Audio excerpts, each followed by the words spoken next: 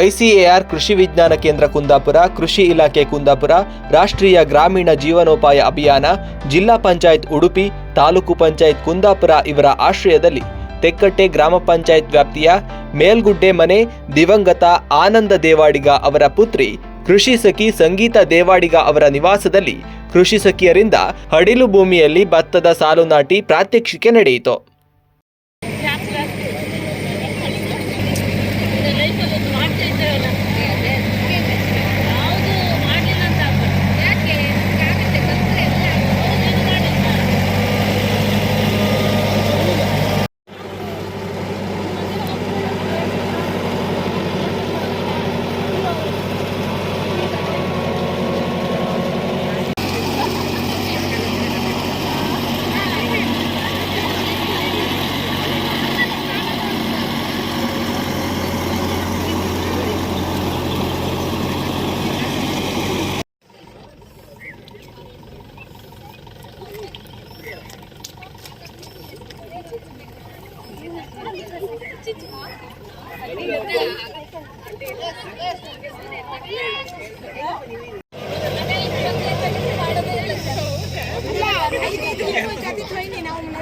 ಅರ್ಧ ಗಂಟೆ